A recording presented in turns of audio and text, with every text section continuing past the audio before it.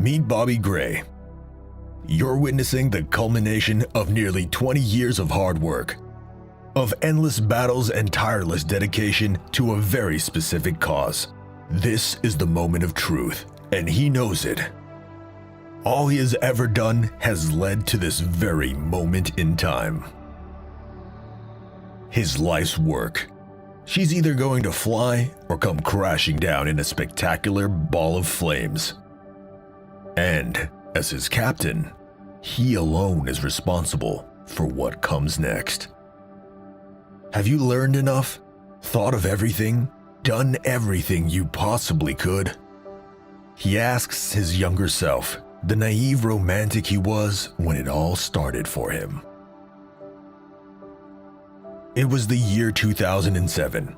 Bobby, like many other idealistic young men in America, had an awakening after watching the era-defining documentary Zeitgeist.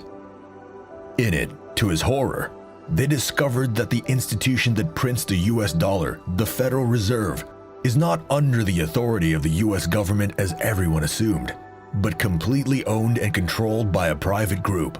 Imagine for a moment how absurd it is that a shadowy group no one can name, a cabal of anonymous central bankers own and control the most powerful institution to have ever existed.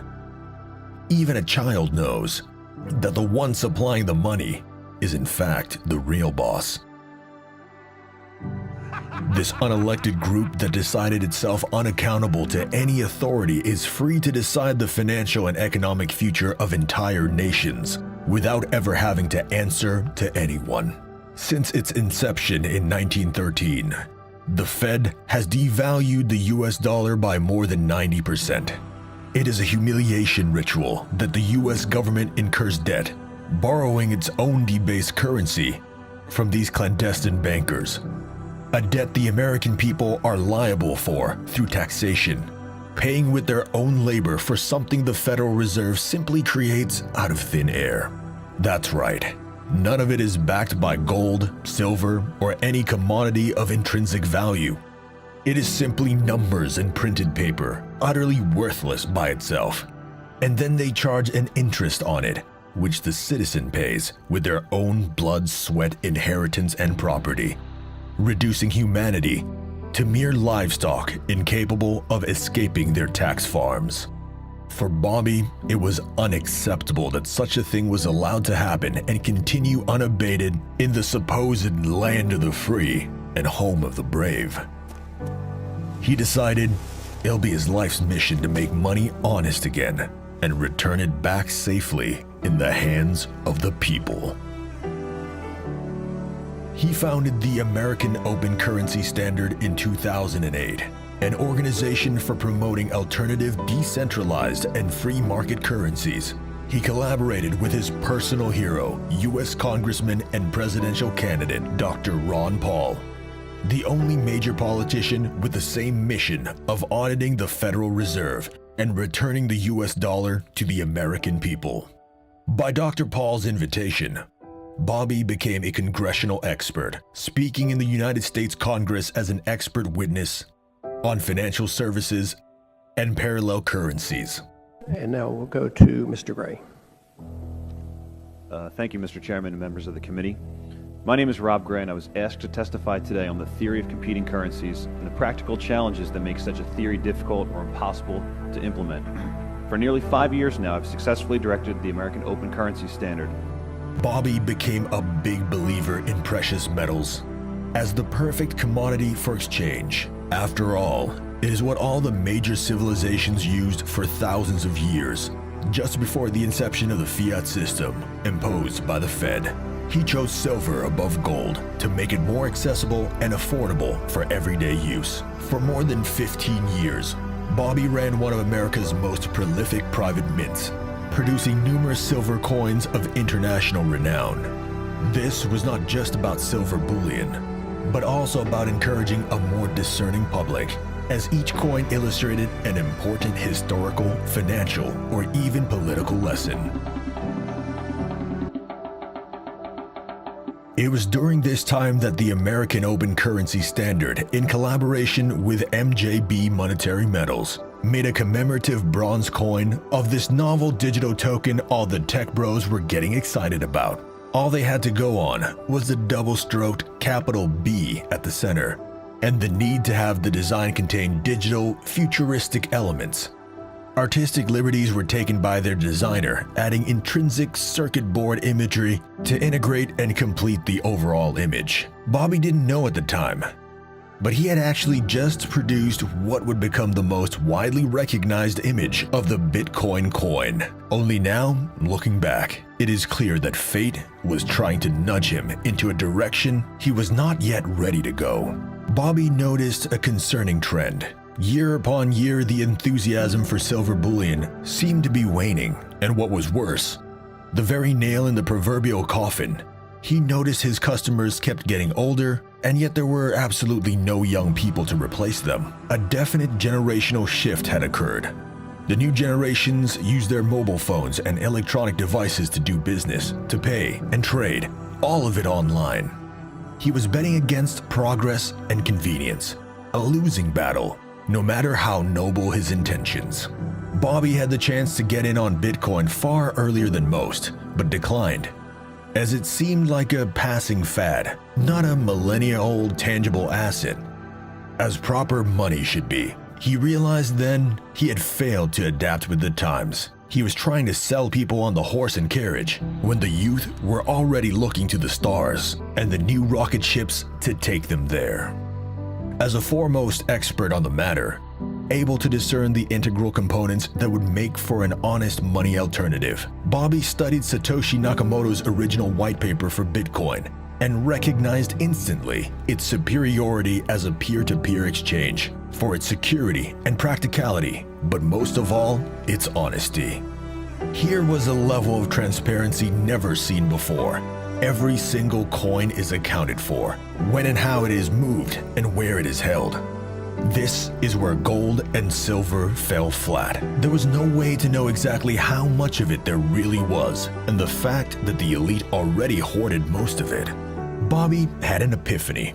There were the gentle whispers of fate. This time, he was ready. All he had to do was find a way to combine his philosophy of honest money with this ultra-advanced, decentralized, and accountable technology that is blockchain. He could actually make it happen, actually fulfill his life's mission. As he was familiarizing himself with this new blockchain technology, Bobby first did what came naturally, what he knew best. He combined what he learned about blockchain with his coin minting expertise and created one of the first ever cold storage coins, allowing people to safeguard their crypto on a hacking and tamper-proof physical coin. Once he knew the technology inside out, Bobby decided he would create digital silver, the cheaper, more accessible version of Bitcoin's digital gold. Again, just as he did for decades minting coins, knowing silver to be the coin of the common man. His crypto will not be the exclusive playground of the rich, central banks, or controlled by state-funded minting operations by predatory governments. No. His will be the honest, peer-to-peer exchange of the average citizen hitherto locked out of the game. Utility, ease of use, and practicality is the name of the game.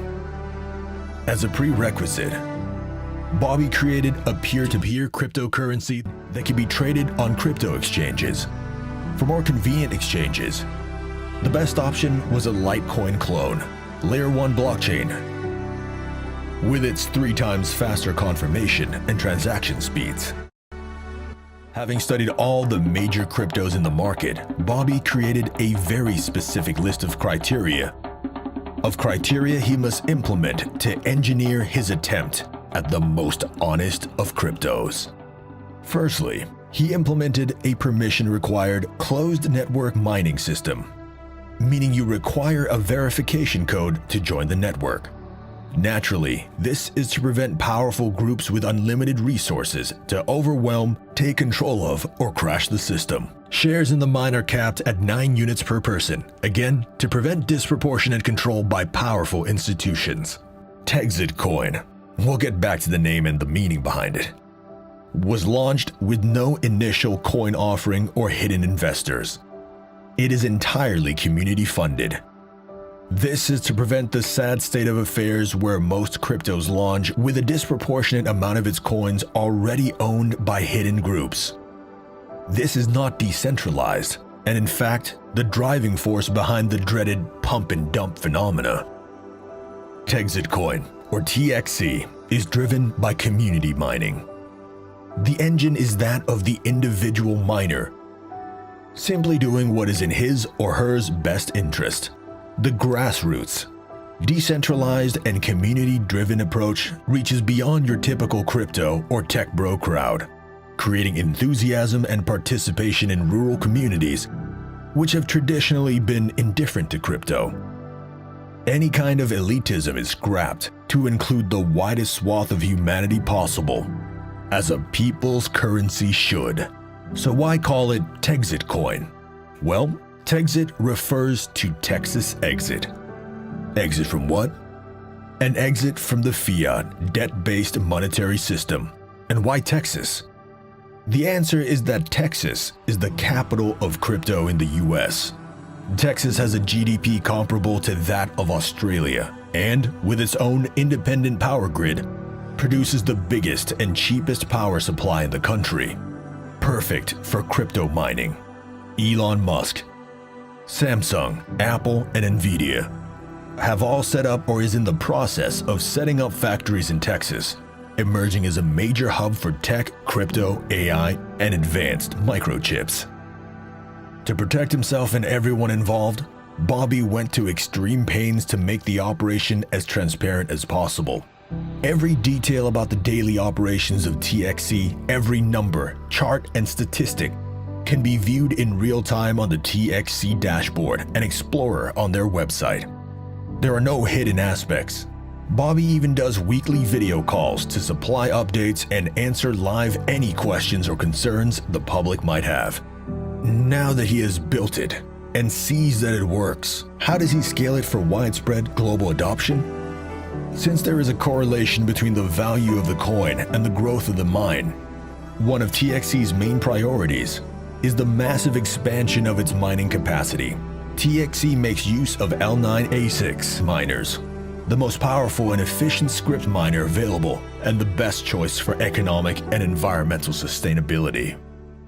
TXC's current mining size is approaching 10 million megahash, which is 10% of the 100 million megahash scheduled for North America. Fog hashing containers, the most advanced option in liquid-cooled computing and capable of holding 200 L9 A6 miners each, are being set up in various locations across Texas. How is TXC capable of this sustained growth without any outside investment? Since stable growth is in the interest of the miners, they fund and actively participate in community outreach, promotion, and expansion of the mining infrastructure. Many treat it like it's their own private business, and in a fundamental sense, it is. Also, TXC's considerable computing contribution to the network results in increasing numbers of Litecoin and Doge awards as a bonus side effect of the operation.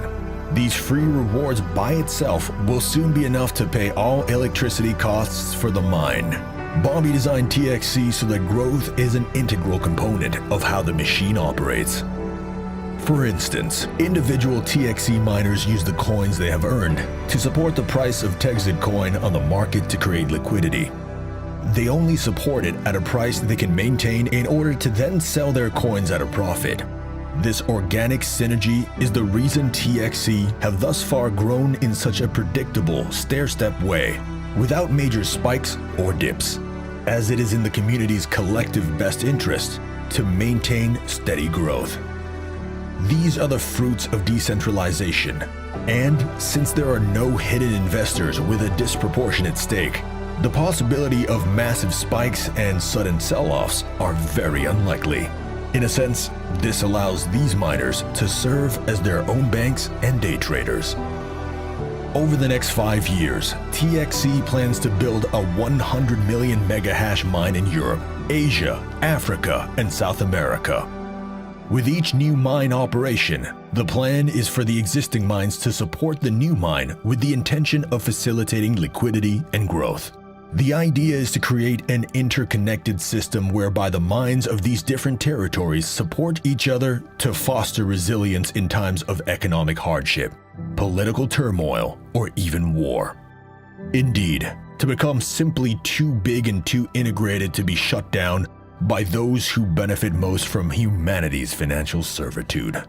At this point, Bobby would consider his life's calling fulfilled.